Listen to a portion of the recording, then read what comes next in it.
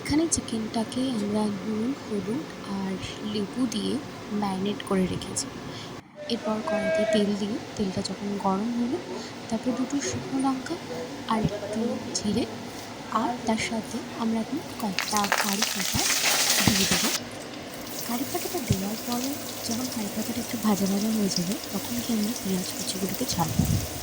এরপর পেঁয়াজ কুচিগুলোকে এরকমভাবে আস্তে আস্তে ভাজতে হবে, যতক্ষণ না পেঁয়াজ কুচিগুলো হালকা হালকা করে ব্রাউন শেড আসছে, তখন পর্যন্ত আমরা পেঁয়াজ কুচিগুলোকে এভাবেই নাড়তে থাকবো।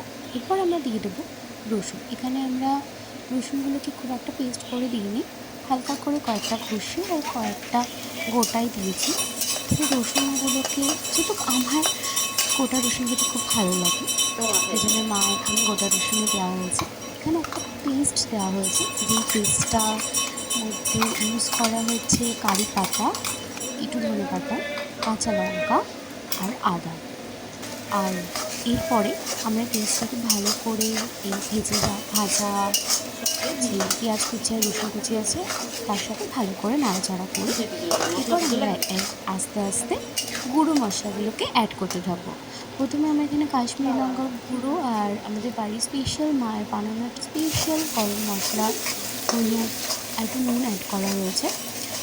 এরপর এই মশলাটাকে ভালো করে কষিয়ে নেওয়া হবে, ততক্ষণ পর্যন্ত কষাবো যতক্ষণ না মশলা থেকে হালকা হালকা করে তেল আউট হচ্ছে।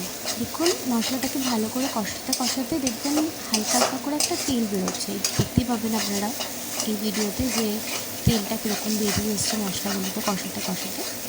এরপর আমরা অ্যাড করছি এখানে ম্যারিনেট করে রাখা চিকেনগুলো। এই যে চারদিকে যে তেলটা বেরিয়েছে না, ঠিক এর সময় চিকেনগুলোকে অ্যাড করতে হবে। এই চিকেনগুলোকে অ্যাড করার পর চিকেনগুলোকে প্রথমে একটু ভালো করে নাড়াচাড়া করে নেব। চিকেনগুলোকে ভালো করে মাখিয়ে একদম সুন্দর করে প্রত্যেকটা মশলার সাথে যাতে চিকেনগুলো একদম ভালো করে মিশে যায় মশলাগুলোর সাথে চিকেনটা। তারপরে আমরা এখানে একটু একটু করে এরপর কষাতে শুরু করবো চিকেনটাকে। এইভাবে চিকেনটা ভালো করে কষতে কষতে আমরা মাঝে মাঝে একটু জলও অ্যাড করতে পারি এখানে সময় কষানোর সময়, যদি চিকেনটা ভালো করে কষে যদি আপনাদের কড়াইতে লেগে যায় চিকেনগুলো তখন। এরপর আমরা এখানে ভেজে রাখা যে আলুগুলো রয়েছে এই যে দেখতে পাচ্ছেন ডুমো ডুমো করে কেটে আলুগুলোকে আমরা আগে ভেজে রেখেছিলাম, সেই ভেজে রাখা আলুগুলোকে এখানে আমরা অ্যাড করব। ভেজে রাখা আলুগুলোকে অ্যাড করার পর আমরা চিকেনটাকে আবার একটু ভালো করে নাড়াচাড়া করব, নাড়াচাড়া না কষানো আর কষাবো। তারপর ভালো করে এভাবে কষে গেলে আমরা এভাবে কষতে থাকবো কিছুক্ষণের জন্য চিকেনটাকে।